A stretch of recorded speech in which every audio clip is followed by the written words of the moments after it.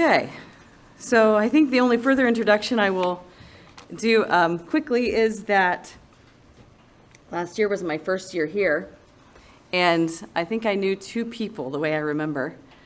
And I was contacted by Valerie in November and tried very kind of delicately to find out how in the world, how did I happen to get this slot? And she said, well, usually it's someone, puts your name down and, it's a suggestion. So I contacted the people I know, and so far, so I'd be interested if anyone has any input on that. But I don't regret doing this. We all enjoy doing this, so it'll be somebody else's turn next year. So the topic tonight is welcome. And I'm going to read from your packet there in your book, just the definition that was given to me, and I really liked, and we'll start with that. So welcome, the art of hospitality. The essence of hospitality lies not in perfection, these are my key words that you'll hear again and again, but in genuine care.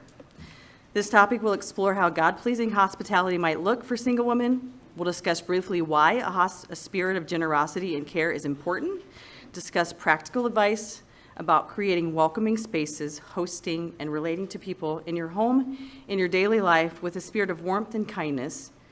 Just as a garden requires care and attention to thrive, the garden of womanhood needs intentional cultivation to produce a godly, flourishing life.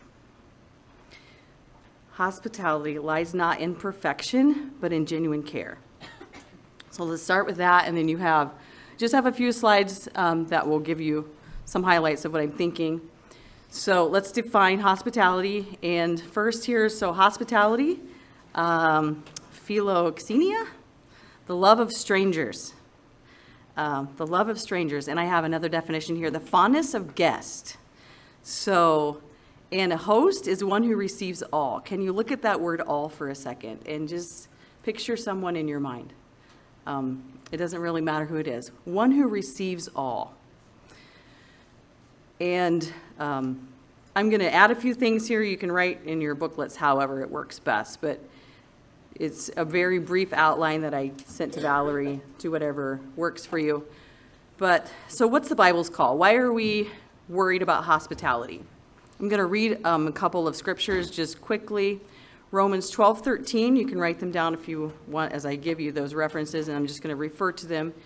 Romans 12:13, this is the church's call referring to caring for each other. Hospitality means the love of strangers, but we're also called to love one another. So hospitality, 12:13, Romans 12:13 says, given to hospitality. We're supposed to be given to it. We strive for it. 1 Peter 4:9 says we are to give hospitality without grudging. So what is that word? That means to murmur, to mutter, to have private displeasure. And I think we can all be honest enough to say that, yes, we have probably had that feeling at some point because of hospitality. We don't want that, but that's true, right? We can be honest enough for that. So hospitality without grudging. Hebrews 13:2, another reason that the Bible calls us to this is that it says some have entertained angels unaware. We don't know who we're seeing, who's in our homes. That's a beautiful thought to me. So hospitality, so define welcome. I liked these words a lot with this thought. So defining welcome, pleasant, congenial, gracious, to greet with pleasure, genuineness. The genuineness really stuck out to me. Again, the essence of hospitality lies not in perfection, but in genuine care. So genuineness is authenticity, sincerity, unsophisticated, lack of pretense. What are opposites? Falsehood, insincerity, pretense. So genuineness, being genuine about who you are, no matter what your personality is. So what does genuine welcome look like? I thought of a couple examples in my own personal experiences with my parents. So my parents are both passed now. Dad and mom's examples were very different. Dad had a interest in all people. He talked to anybody. He definitely had a love of strangers, and he wanted to hear their stories. And he just would ask questions. One of the best ways to be hospitable is to just ask someone about themselves. I don't know if it's awful or not, but we pretty quickly will start talking about ourselves if somebody just sincerely asks and wants to know. So that was Dad. Mom was quiet and simple and always comfortable.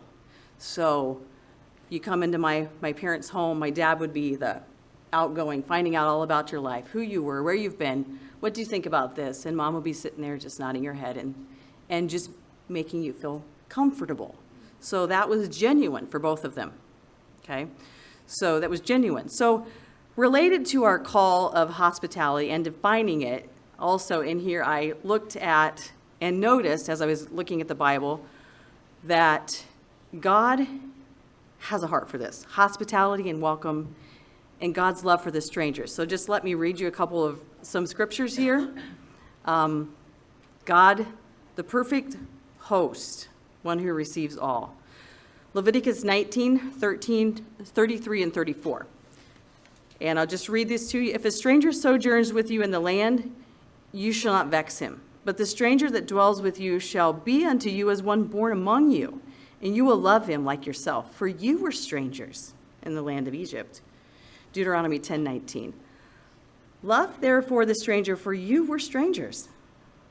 Okay, we've all been a stranger at some point. Deuteronomy 24:18. You shall remember that you were a stranger and a bondman in Egypt, and the Lord redeemed you. A couple of my favorite sayings kind of related to this that popped into my head when I was studying is, I have a sign that I found somewhere that I hung on one of my doors. It says, when you're here, you're family. That's what these verses are saying.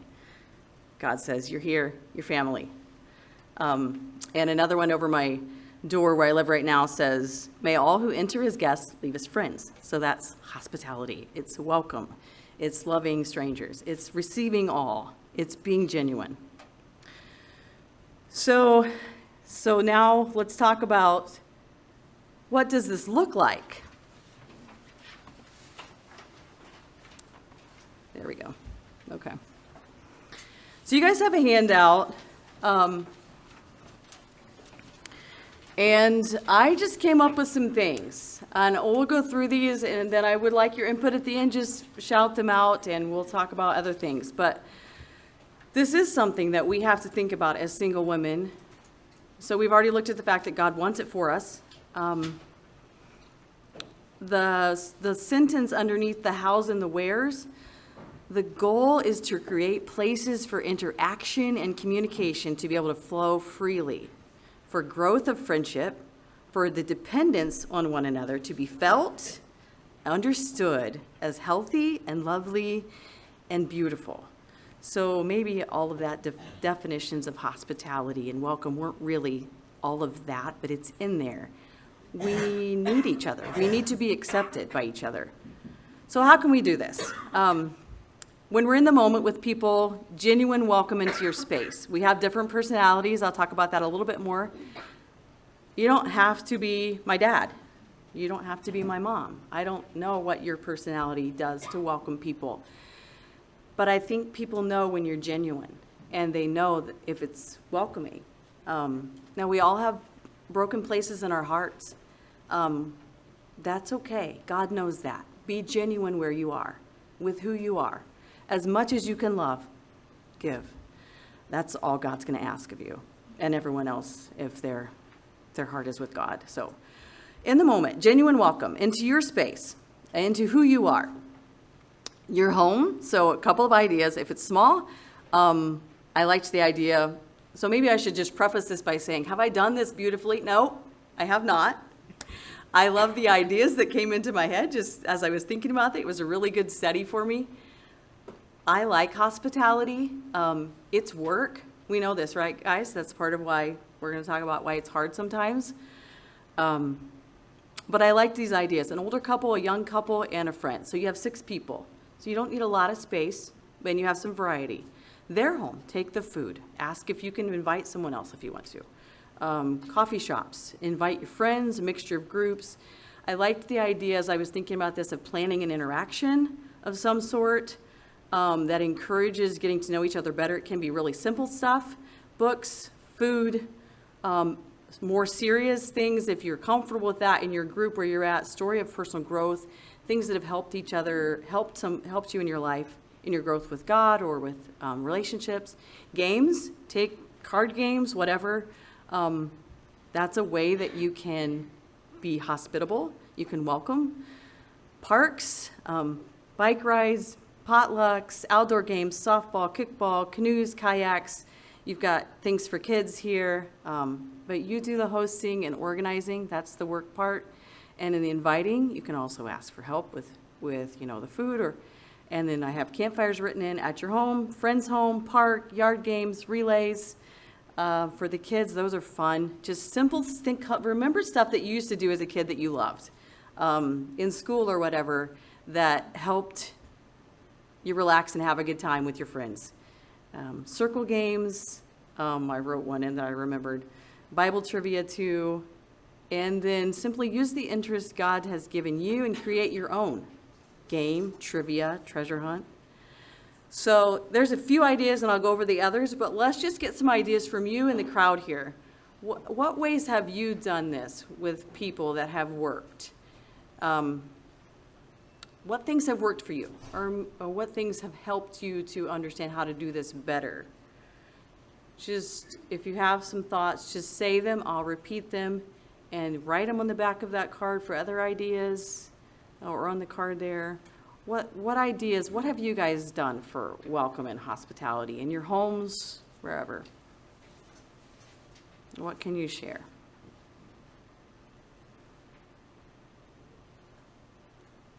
Invite the neighbors to sit around the campfire after supper. Yeah, that's a really good one. Invite your neighbors. Have a little block party if you live in town. Yeah, that's really good. Anything else?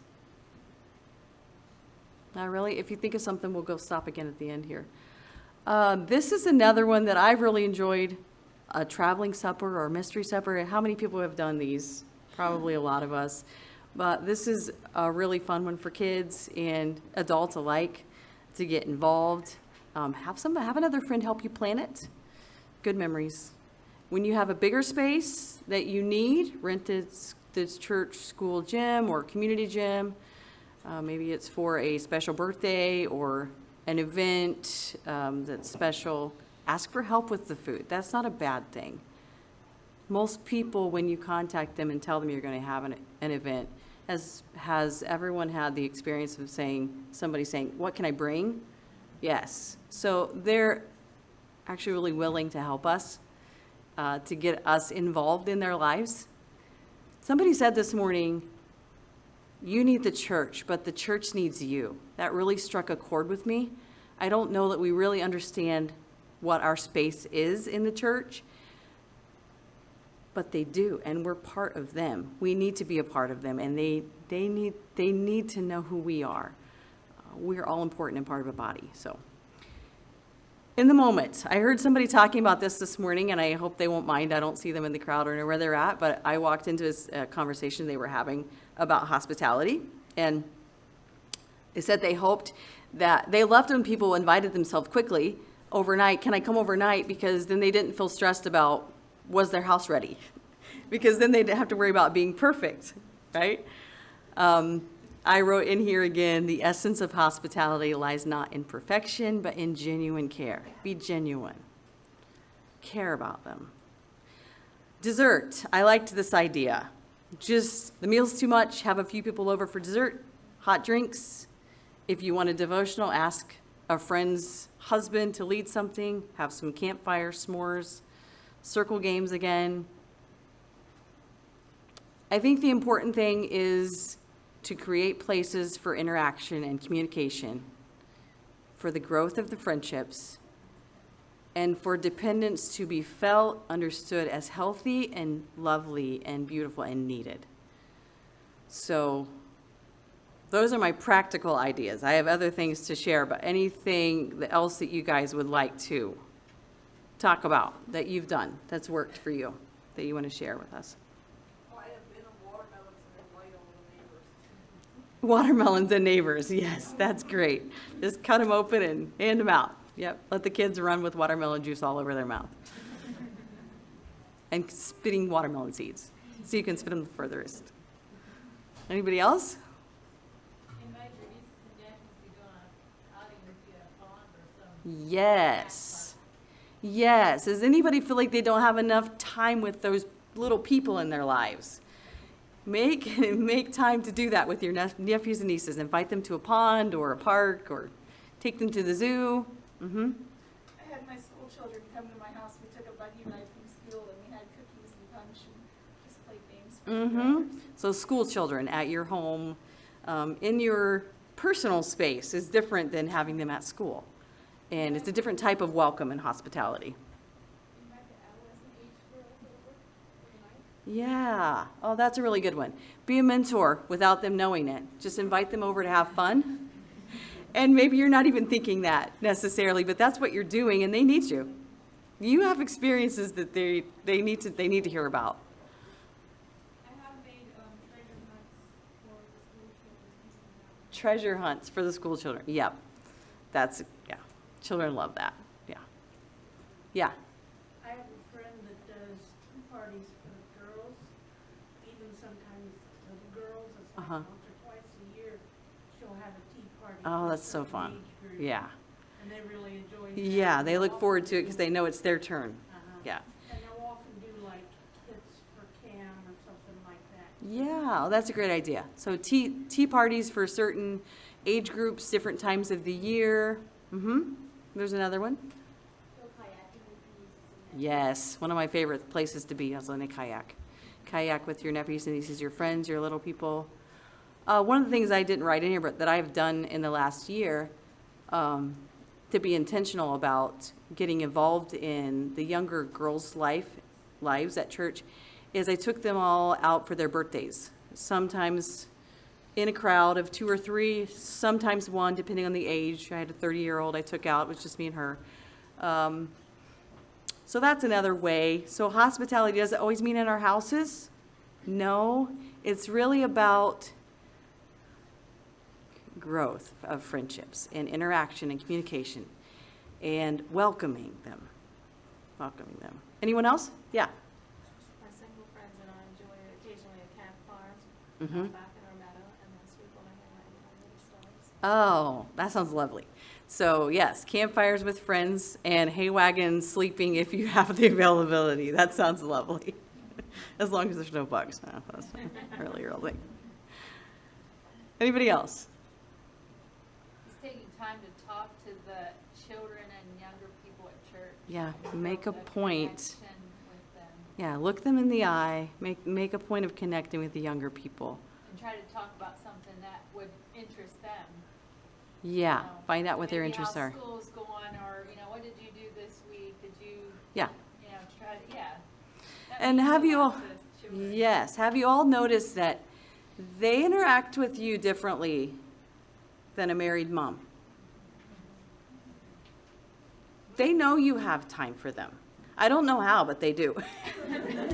They know you're their you're another aunt, and they can come running to you and tell you fun things about what they did this week. And look, I just caught a bug, and oh, did you see what I pulled out of my pocket? And my little friends, like, wow, that's pretty cool.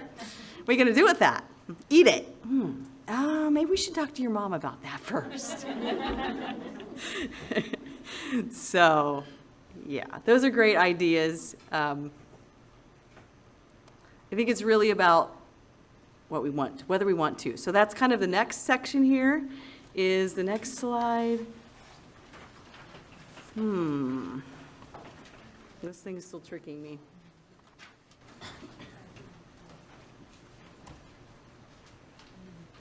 I'm not sure. Let's take it from this one again. Let's see if it'll do that.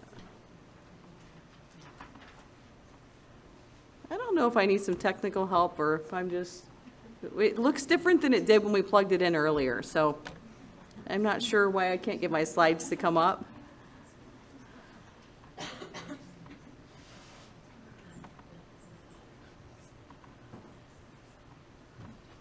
I don't know.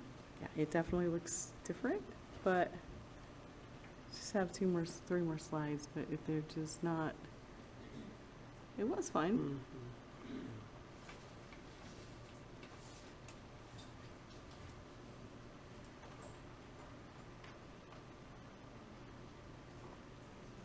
Check my email, everybody. It's okay. Okay, could you find it again? Sorry. It's okay.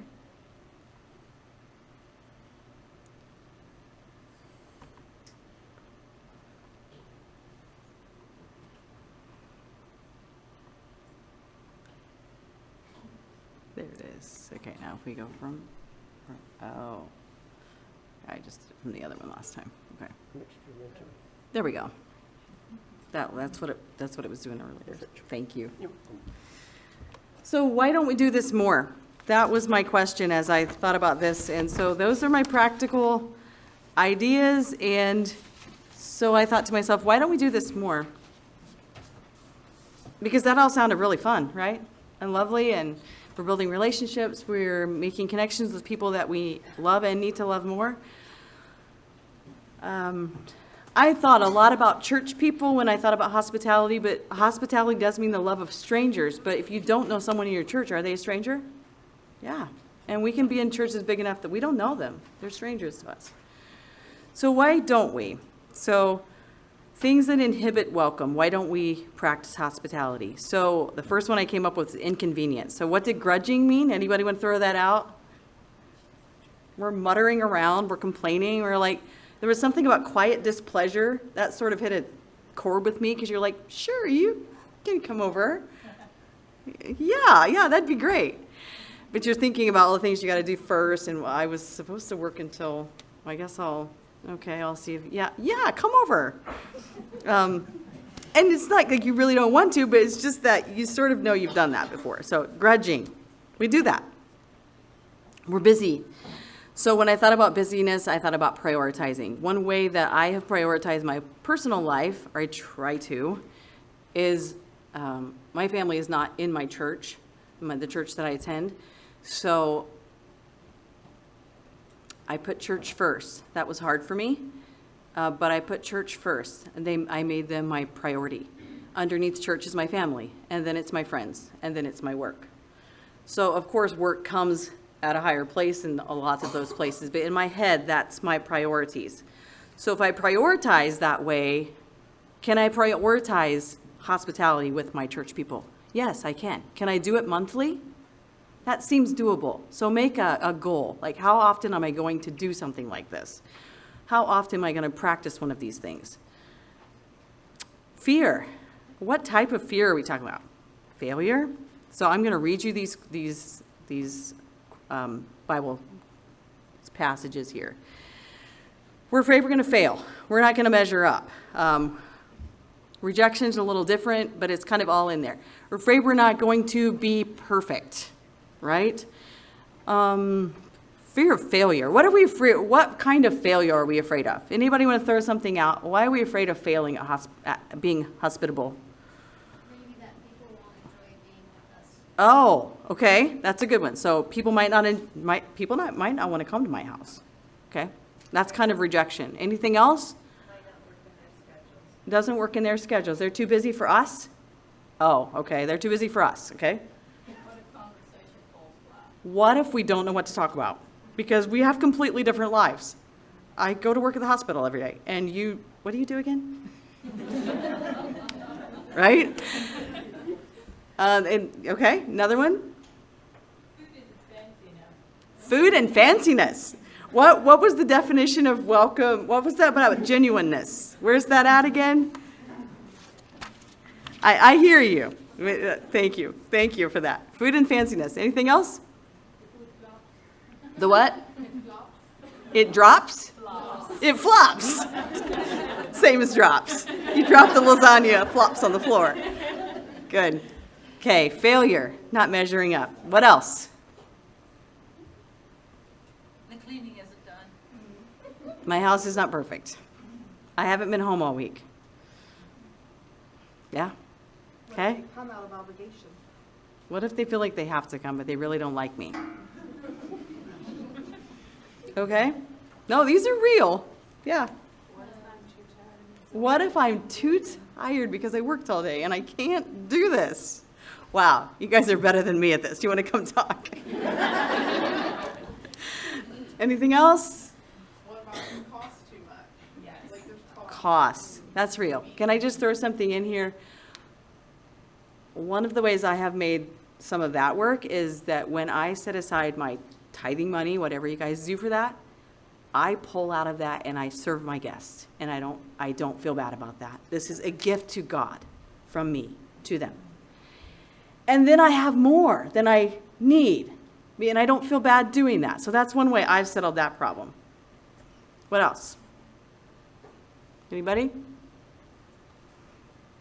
Okay, so we've called out some really good fears. And they're real. Is there something like having too much going in the week for everybody? Yeah, there is. Don't get her sleep. What if they don't prioritize like we do and then we're tired again? Yeah. Mm-hmm. Something good about being at home, guys. Oh, it's lovely to be home in the quiet.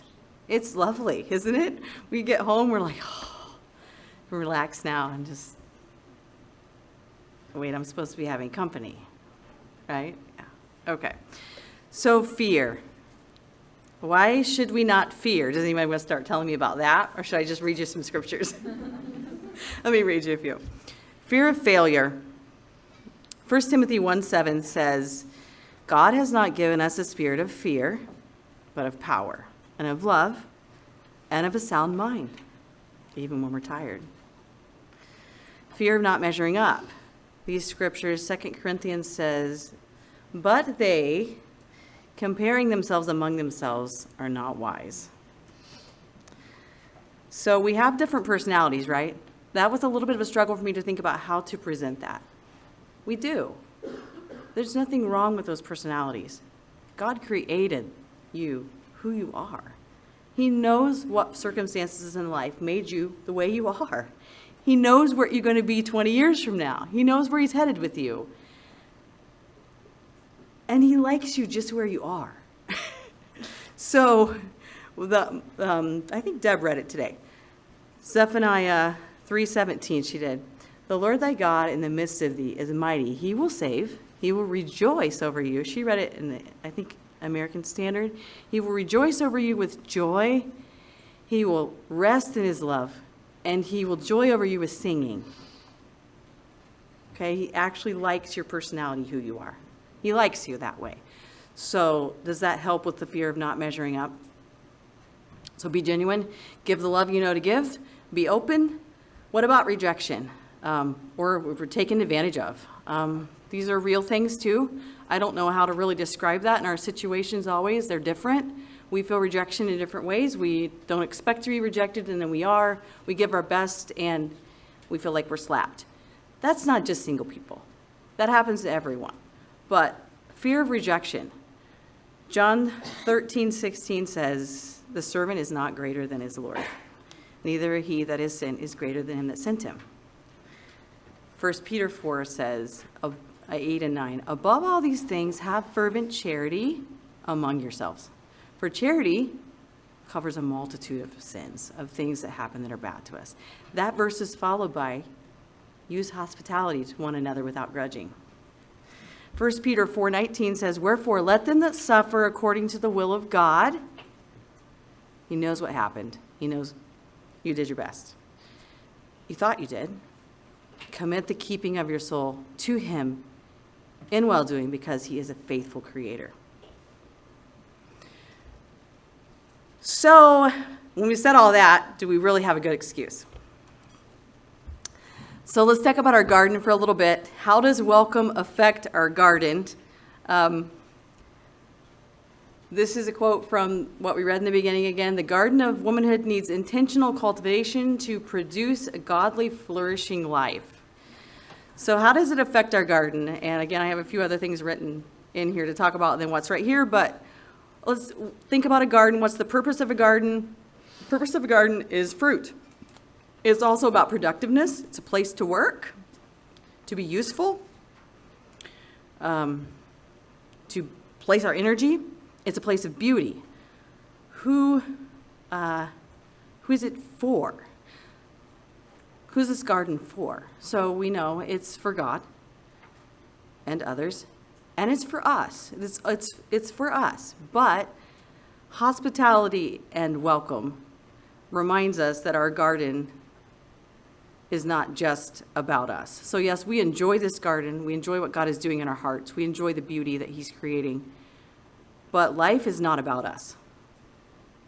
Shocking as it may be, every now and then we're like, oh yeah, that's right. It's not. It's not about us. So that scripture there is, Jesus said, you will love the Lord your God with all your heart, your soul, your mind, your strength. This is the first and greatest commandment, and the second is like it. You will love your neighbor as yourself. And on all of that, that encompasses everything. So it's not about us, and we are only a channel of God's love. We are a channel. That's what this garden, that's how welcome affects our garden. We are a channel of God's love flowing through us to be hospitable and welcoming to others. And the next point on the slide says, do you know how much you are loved and welcomed and accepted?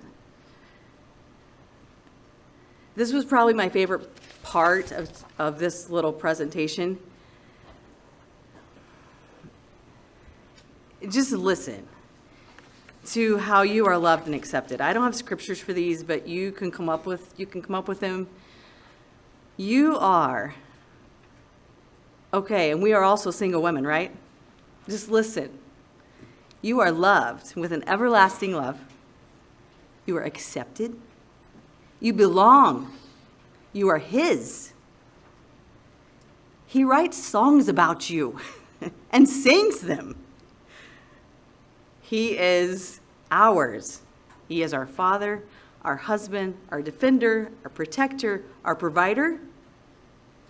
Everything we need. Provider. Our papa. Our king, which means we belong to the royal family. Our glorious Savior, and the love of our lives. That is who we are. That's how much we are accepted and loved and welcomed. So what does that knowing, how does it affect the flow of God's love through us in hospitableness and welcome? How does that affect us? How doesn't it affect us? Knowing that we are loved for the person we are, the person he made us, frees us to be that person. Knowing that he actually, can I say the word like? Do you understand what I mean? He doesn't just love us, he likes us. Does that make anybody else kind of want to chuckle? Like with all of our little silliness. But you understand this if you look at your little nephew or niece. You like them. You know they're silly and they're going to grow up one of these days, but they're sure not grown up now. And now they're 13 or 14. You're still kind of laughing at them going, whoo, okay, a few more years. You'll get there. But you still like them. He doesn't not like you at any point of this. He likes you. It really gets me when I think about that. He enjoys our presence. He likes our funny little quirks. He sees us. I just listened to Heinz Feet, and if you need something to listen to, you should listen to Heinz Feet.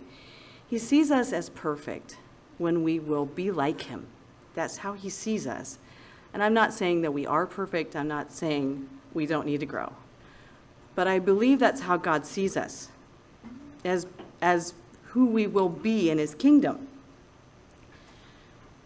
Somehow he does that. Can we, this is what this says to me, can we do this for others? Can we be that hospitable? Can we be that welcoming? Can we see them that way? And does that change how we welcome? So this knowing we are accepted and loved for always, it loosens the grip of fear of failure in our lives and fear of rejection. It loosens it. I'm not saying it makes it go away. We're human. We feel fear. But accepting that love and knowing it, we thrive and we bask in that love, and it increases our joy in being able to give to others. Just because we're loved. What else do we need? Yes, life is real. I'm not saying I'm not going to walk out of here and forget I'm loved. I will. But just these facts help me. So you have another, on the other side of the handout, you have a song. And I don't believe I got myself a copy. I'm just going to get this one. So this is a song, but it's a poem written by Charles Silvestri. Does anybody know this song? Just out of curiosity, one. Elaine Hagenberg, I think, is a composer that writes really beautiful music, and she forms music for this song, and it really goes well with the words. But let me just read the song to you here. So as we think about hospitality and welcome and being loved, this is what happens when we love. So the towering tree spreads his greening canopy, a veil between the soil and sky, not in selfish vanity, but the gentle thrush to shade and shelter. So it is with love. The busy thrush builds her nest below, a fortnight's work to weave and set, but not for herself alone, but her tender brood to shield and cherish. So it is with love. For when we love, simply love, when we love as we are loved, our weary world can be transformed into the kingdom of love. I think that's really beautiful. And one more scripture, if you guys just want to all turn to Matthew 25.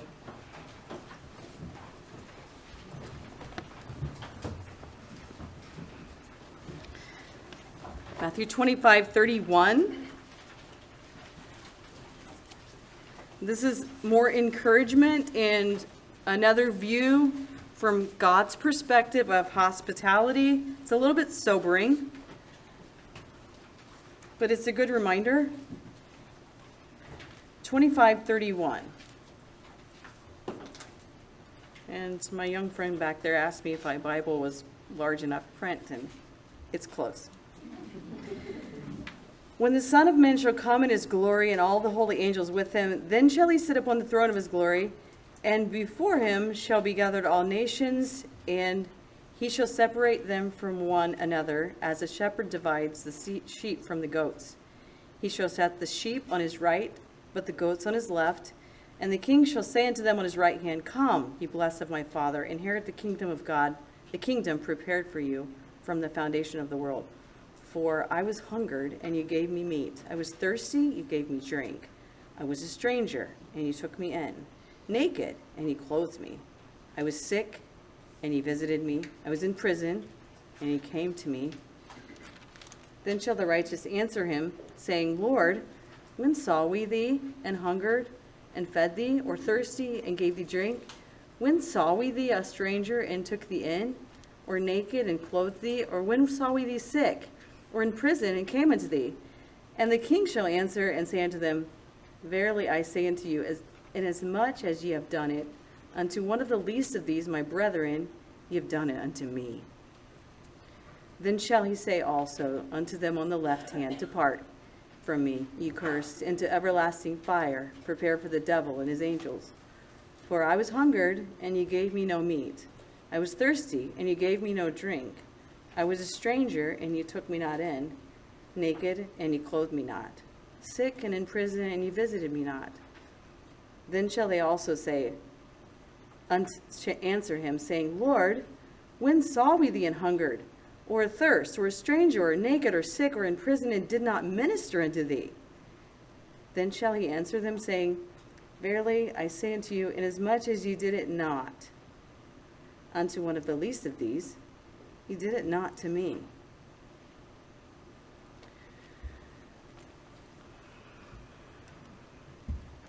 So God, the ultimate host, and welcome. He's our example.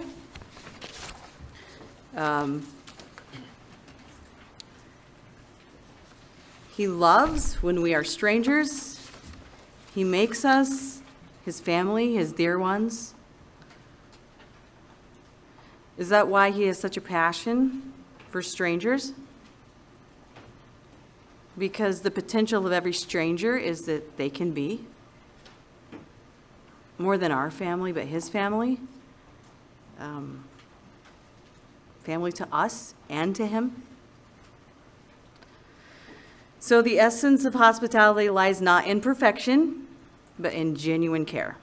Love God and love people, because this is the whole.